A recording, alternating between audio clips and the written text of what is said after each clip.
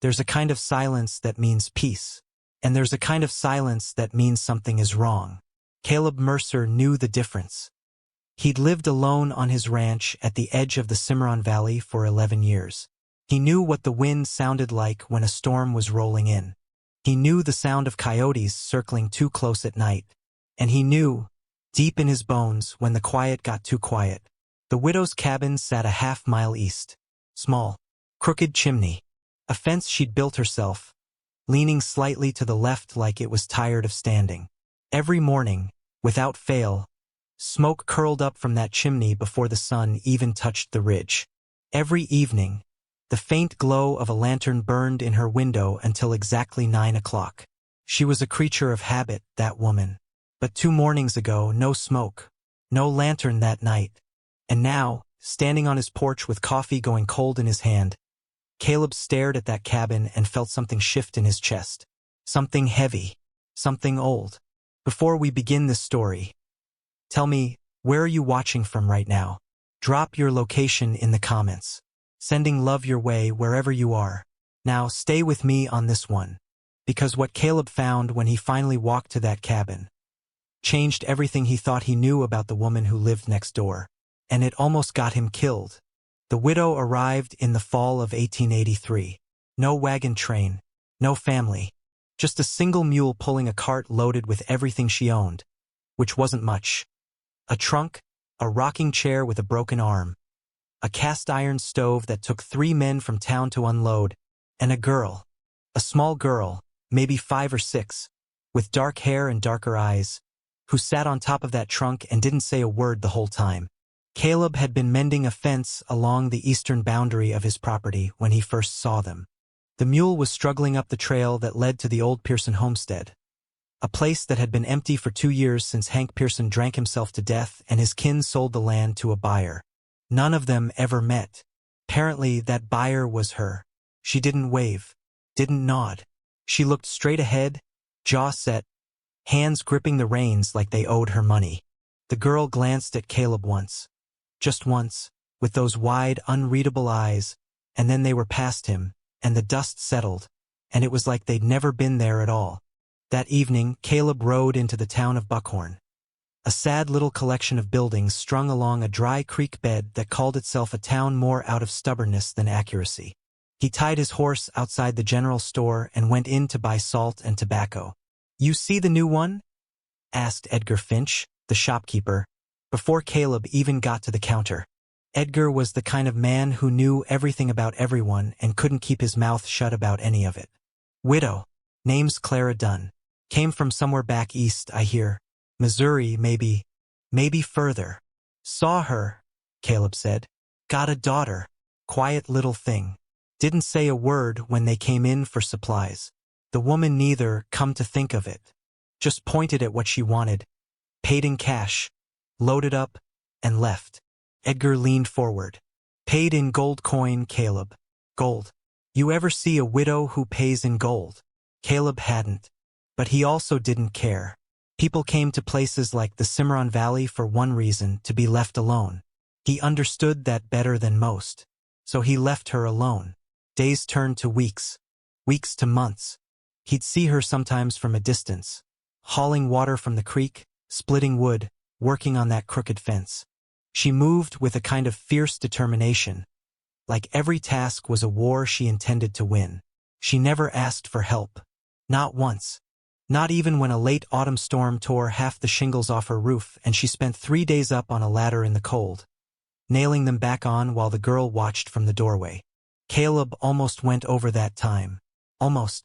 He got as far as saddling his horse before he stopped himself. "She doesn't want your help," he told himself. Respect that. He respected it. The town tried too in its way. Martha Greer, the preacher's wife, brought over a pie once. Clara accepted it politely, thanked her at the door, and never invited her inside.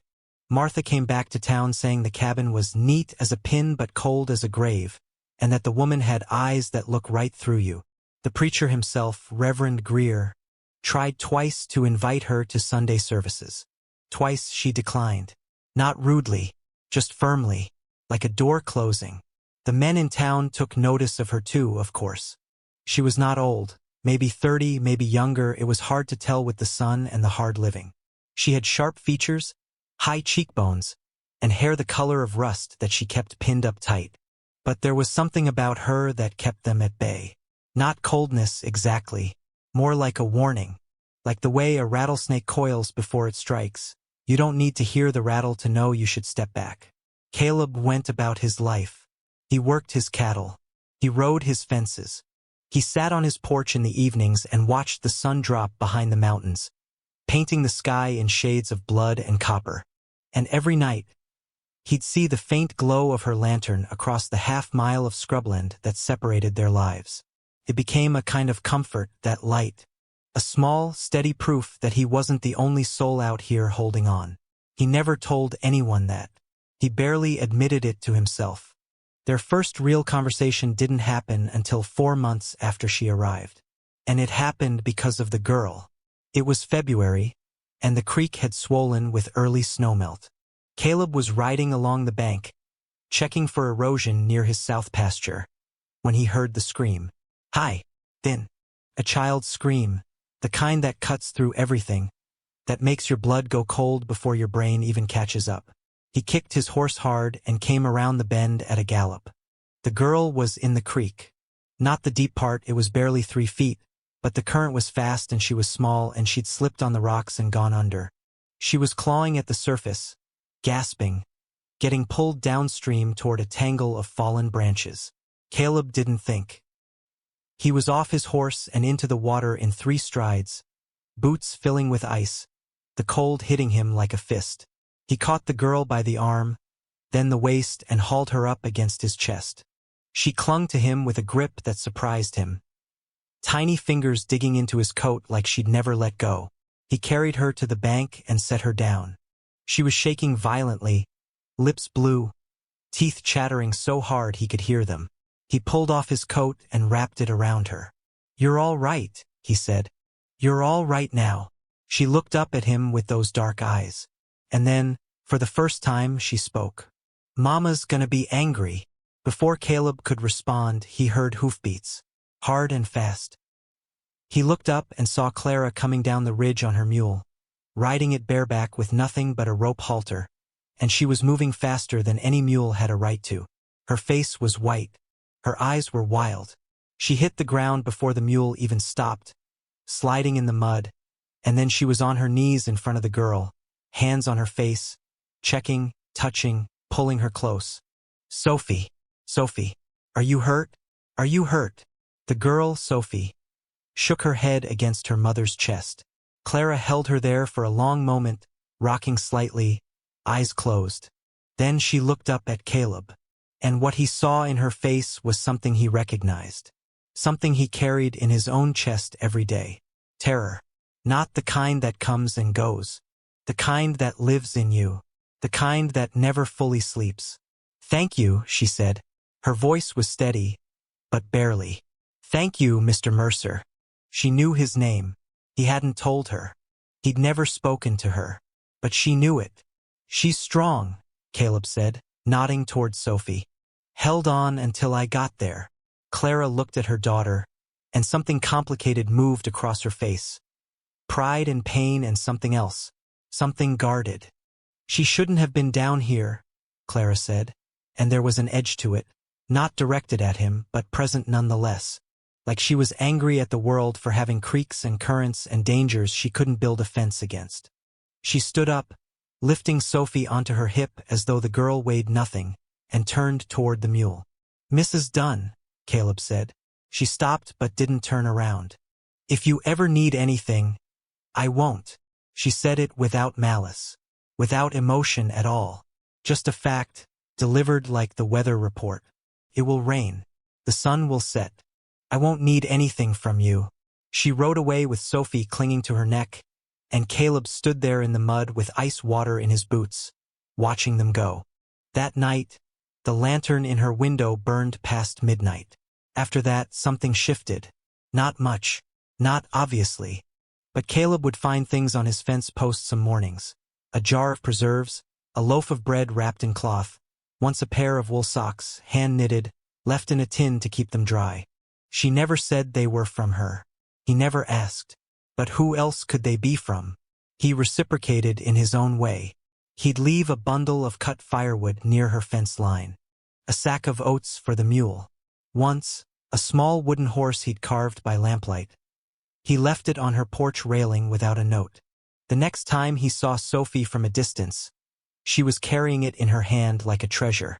They didn't speak. Not really. A nod across the distance. A raised hand. Once, he swore he saw her almost smile. Just the faintest twitch at the corner of her mouth, when she found a bundle of wildflowers he'd left with the firewood. He hadn't meant to leave flowers. They'd just been growing right there, and he'd grabbed them without thinking. It was, he supposed, a kind of friendship, built on silence and fence posts and the half-mile of scrubland between them. Spring came. The valley turned green. Sophie could sometimes be heard laughing. A sound so rare and bright it made Caleb's chest ache in a way he didn't understand. And then came the men. They rode into Buckhorn on a Tuesday afternoon. 3 men on horses too good for this part of the country, wearing coats too clean, carrying guns too polished. The kind of men who didn't belong here and knew it and didn't care. Caleb wasn't in town that day. He heard about it later from Edgar Finch, who told him with the nervous energy of a man who'd seen something that scared him but couldn't stop talking about it. The tall one did all the talking, Edgar said, leaning across the counter like he was sharing a state secret. Asked about the Pearson place. Asked who lived there now.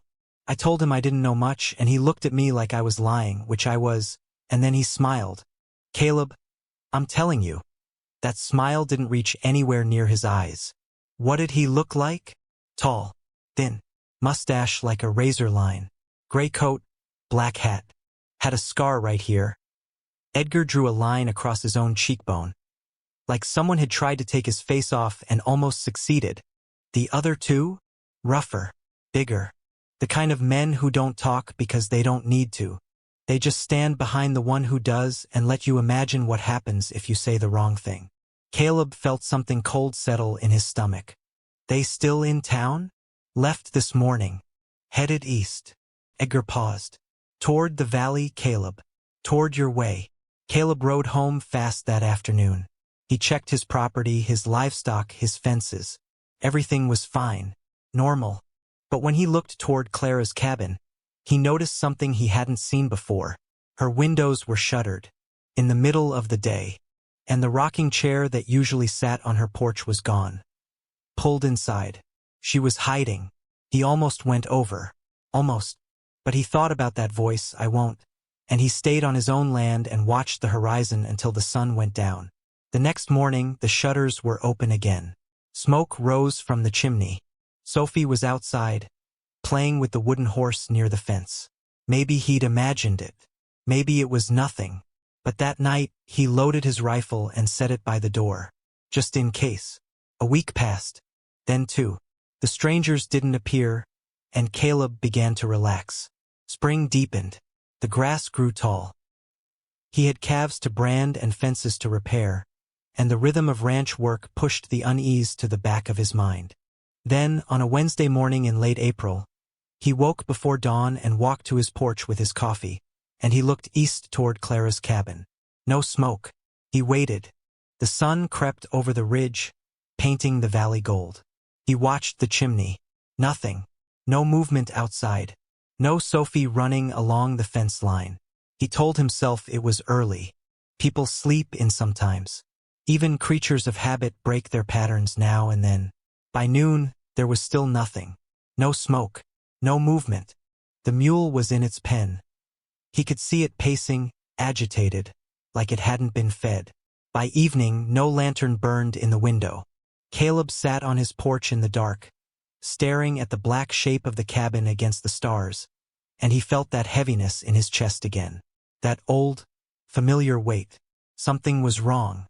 He waited through the next day, Thursday, telling himself she might have gone to town, might have taken Sophie to see someone, might have a perfectly good explanation.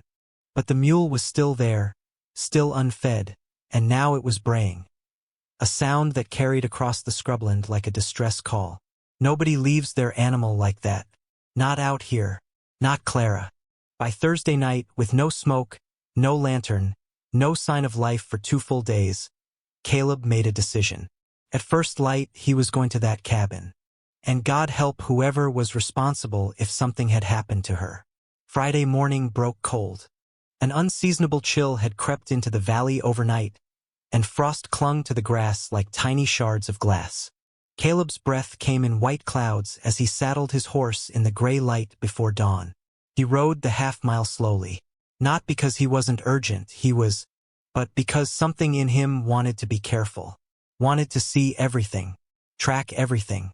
If there was danger ahead, he intended to meet it with his eyes open. He noticed the tracks first.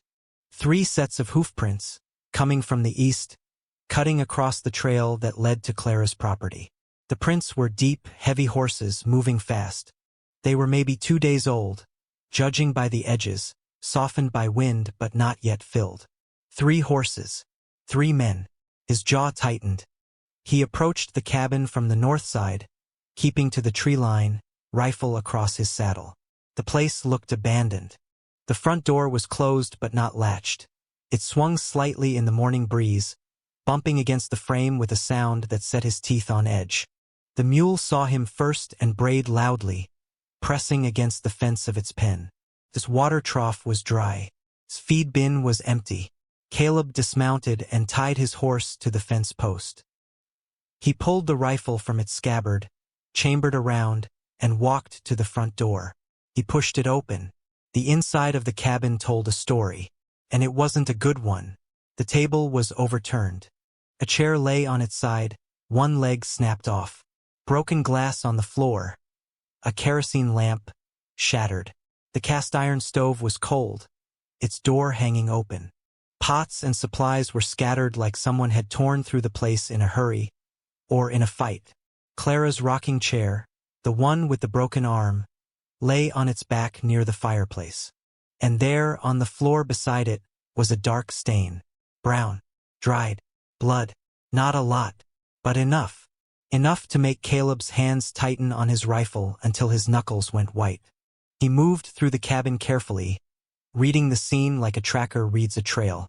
2 rooms. The main room where the stove and table were, and a smaller room in the back, a bedroom. Inside, he found a small bed with a quilt pulled half off. Sophie's bed. A rag doll lay on the pillow. They'd been taken from their home. Both of them, Clara and Sophie, taken or driven out. He went back outside and circled the cabin, reading the ground. The hoofprints told the rest of the story. 3 horses had come in from the east trail. They'd stopped at the cabin. And then he followed the tracks carefully. They'd left heading south, toward the canyon country, toward the Badlands. But there were no additional horse tracks leaving. Clara didn't have a horse. Just the mule, and the mule was still here, which meant they'd been carried. On the men's horses, against their will. Caleb stood in the yard, breathing hard, his mind racing. He could ride to Buckhorn, get the sheriff, old Tom Hadley, a decent man but slow, cautious, the kind who liked to assess the situation, while the situation got worse. By the time Tom assembled a posse, if he even would, another day would be lost. Maybe 2. And in the canyon country, 2 days could mean anything. 2 days could mean a shallow grave. No, he wouldn't wait for Tom Hadley. He went back inside the cabin and looked more carefully. Under the overturned table, he found something. A folded piece of paper, half hidden, like it had been dropped or left in a hurry. He picked it up and opened it. It was a deed. A land deed, for a mining claim in Missouri. The name on it read, Thomas J. Dunn, Clara's husband, the dead husband. And beneath the official stamp and the legal language, someone had written in pencil, in a rough, slanted hand. She knows where it is. Make her talk. Caleb folded the paper and put it in his pocket. He watered the mule, filled its feed bin with hay from the small barn, and then mounted his horse. He checked his rifle. He checked his sidearm, a Colt .45 he hadn't fired in 2 years. He filled his canteen. He packed jerky and hardtack into his saddlebag. Then he turned south and followed the tracks into the canyon country. The trail led through scrubland and down into the dry washes that cut through the red rock like veins in a body. The hoofprints were clear here. The soil was soft, sandy, sheltered from wind. 3 horses moving at a steady pace. Not running. Confident. These men weren't worried about being followed. They should have been. Caleb rode through the morning and into the afternoon. The canyons deepened around him, walls of red and orange stone rising on either side, narrowing the sky to a strip of blue above. The air was dry and still. The only sounds were his horse's hooves on stone and the distant call of a hawk circling overhead. By late afternoon he smelled smoke. Not wildfire smoke, campfire smoke. Faint, but present, carried on a shift in the wind. He was close.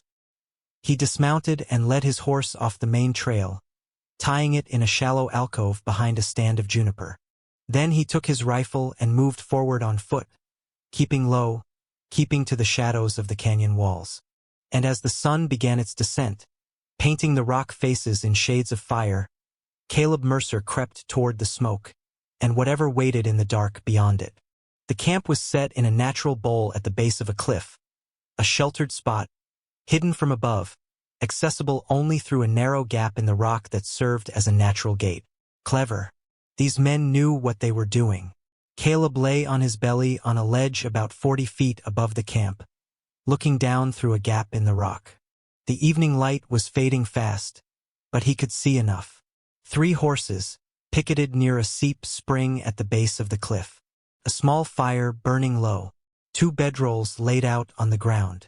And near the far wall of the bowl, under an overhang of rock, 2 figures sat on the ground.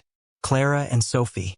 Clara sat with her back against the rock wall, Sophie in her lap, her arms wrapped around the girl like armor. Even from this distance, Caleb could see the tension in her body. Every muscle coiled, every line rigid. Her face was shadowed, but he could see a dark mark on her cheek. A bruise, or worse. Sophie was still, too still for a child. She was pressed against her mother's chest, face hidden, small body curled tight. Of the 3 men, Caleb could see 2. One sat by the fire, poking at it with a stick, his hat pulled low. The bigger one of the rough ones Edgar had described, was leaning against a boulder near the horses, eating something from a tin. His rifle lay across his knees. The 3rd man, the tall one, the one with the scar, was nowhere in sight. That worried Caleb more than anything. An enemy you can't see is an enemy you can't plan for. He studied the layout. The gap in the rock was the only ground-level way in or out. The walls of the bowl were steep but not vertical, climbable if you were careful but not quickly. If shooting started, Clara and Sophie were pinned against the back wall with no cover except the overhang. He needed to be precise. He needed to be fast.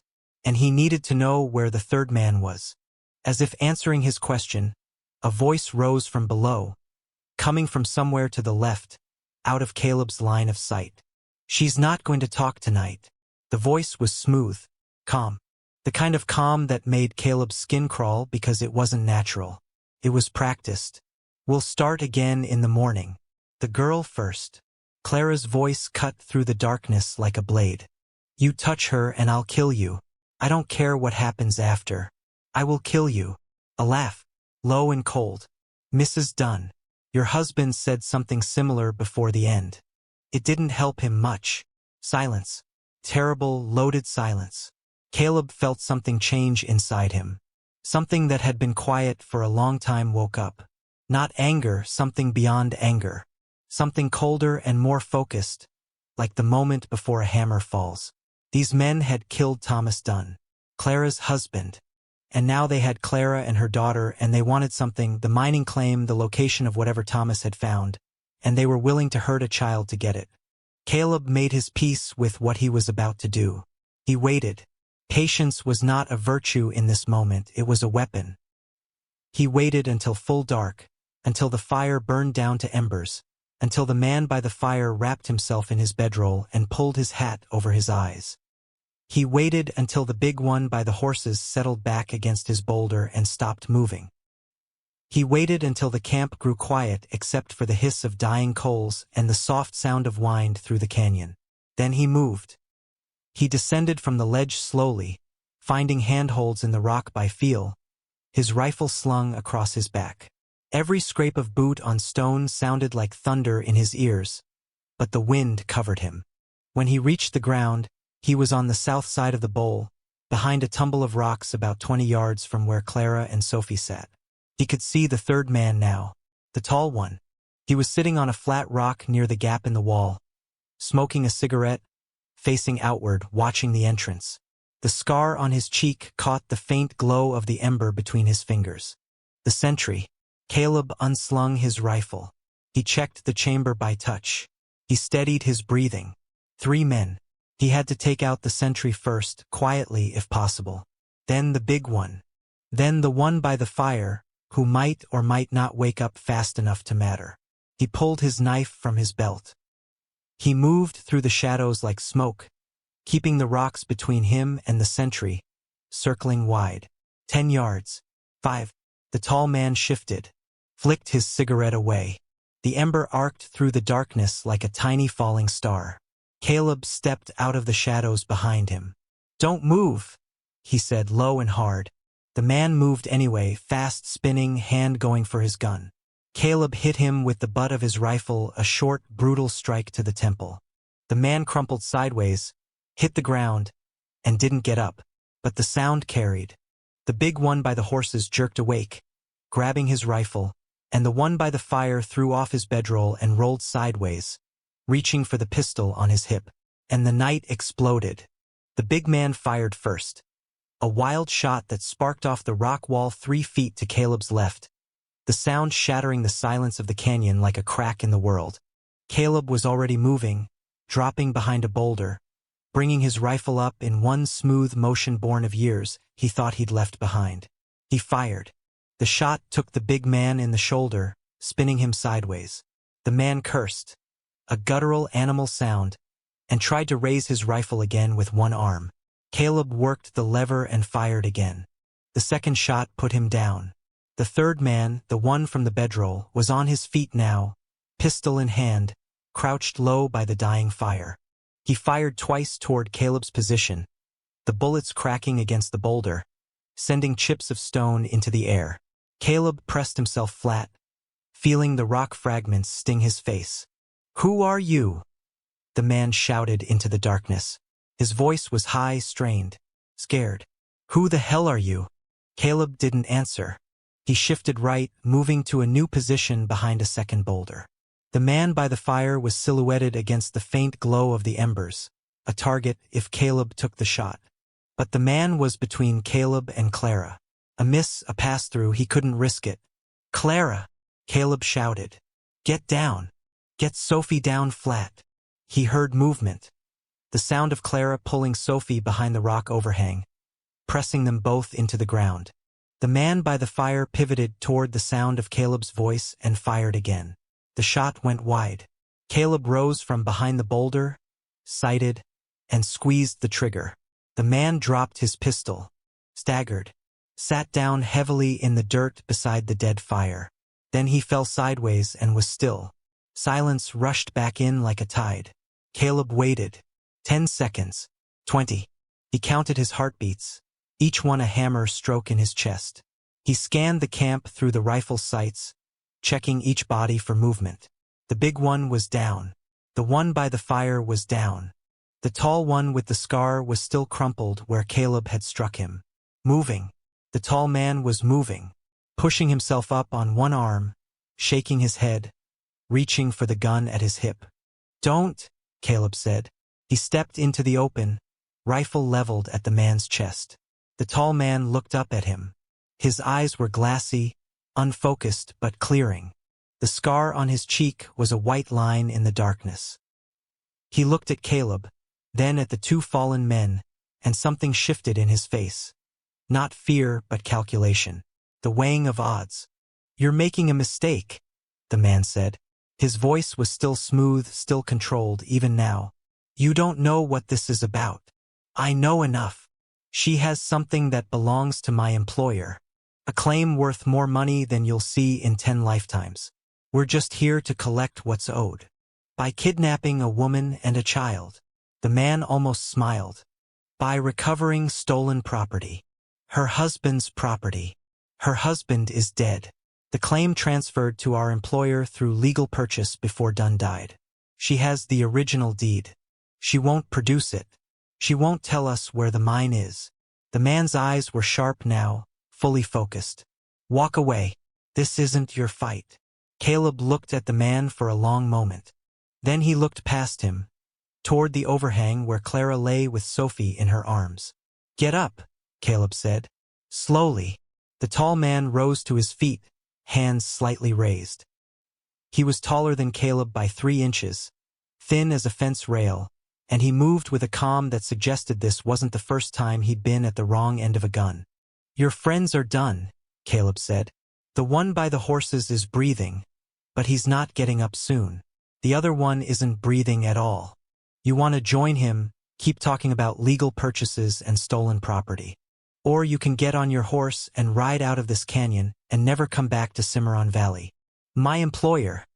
Your employer can come himself if he wants that claim, and I'll have the same conversation with him. Shorter, maybe. The tall man studied Caleb's face. Whatever he saw there, the steadiness of the hands, the flatness of the eyes, the absolute absence of bluff, seemed to decide him. He lowered his hands slowly. Can I take the wounded man? Caleb nodded. Took time. The tall man roused the big one. Shot through the shoulder, bleeding badly but conscious, and got him onto a horse. He mounted his own. He gathered the reins of the third horse, the dead man's horse, and led it behind him. At the gap in the rock he stopped and turned back. This isn't over, he said. For you it is, Caleb replied. Next time I won't talk first. The man held his gaze for a moment. Then he rode into the darkness, and the sound of hooves faded, and the canyon was quiet again. Caleb set down his rifle. His hands were shaking now, the adrenaline bleeding off, leaving him hollow and unsteady. He walked to the overhang. Clara was sitting up, Sophie still pressed to her chest. The girl was crying, soft, exhausted crying. The kind that comes after terror has passed and there's nothing left but the trembling. Clara looked up at him. Her face was battered. The bruise he'd seen from above was worse up close, a dark crescent across her left cheekbone. Her lip was split. Her wrists were raw from being bound. But her eyes were clear, ferociously clear. You came, she said. I did. I told you I wouldn't need anything. I remember. She stared at him. And then something broke in her. Some wall, some barrier she'd been holding up for longer than he could imagine. Her face crumpled, and she pressed her forehead against Sophie's hair, and she wept. Not loudly, not dramatically, just a quiet, shuddering release, like a dam giving way in slow motion. Caleb sat down on the ground across from her. He didn't touch her, didn't speak. He just sat there, within reach, in the dark, while the stars turned overhead and the canyon held them in its ancient, indifferent hands. After a long time, Sophie's crying stopped, and the girl's breathing deepened into sleep. Clara looked up, her eyes red, her face streaked. My husband found a silver vein in Missouri, she said quietly. A big one. A man named Garrett Hollis wanted it. Thomas wouldn't sell, so Hollis had him killed and forged a bill of sale. I took the original deed and ran. I've been running for 2 years. You don't have to run anymore, Caleb said. She shook her head slowly. You don't know Hollis. No, but he doesn't know me either. She looked at him for a long time, searching his face for something. He didn't know what she found there, but after a moment, she nodded. Just once. A small, exhausted nod. Like a woman setting down a weight she'd been carrying so long she'd forgotten what her shoulders felt like without it. We should go, she said. Before dawn. We should, he agreed. He helped her stand. He carried Sophie. The girl was feather-light in his arms, her small hand clutching his shirt even in sleep. They walked to where he'd tied his horse, and he set Sophie in the saddle and led them through the canyon by starlight, Clara walking beside him, close enough that their arms brushed with every step. Neither of them moved away. They reached Clara's cabin by mid-morning. The mule brayed when it saw them, a sound so loud and relieved it almost sounded human. Sophie woke up, blinked, saw the cabin and said, "Home," in a voice so small and hopeful it could break a man in two. Caleb helped Clara clean up the cabin. They righted the table, fixed the chair, swept the glass. He boarded the window that had been damaged and checked the locks on both doors. He didn't ask permission. She didn't tell him to stop. That afternoon, he rode into Buckhorn and told Sheriff Hadley what had happened. Hadley listened, wrote things down, and said he'd send word to the U.S. Marshal's office in Denver. Caleb didn't put much faith in it, but it was a start. Over the following weeks, Caleb did something he hadn't done in a long time. He built. He extended his fence line east, all the way to Clara's property, closing the gap between them. He installed a gate in the middle so Sophie could run back and forth between the two homesteads. He reinforced Clara's porch. He fixed the crooked chimney that had leaned since the day she arrived. Clara let him.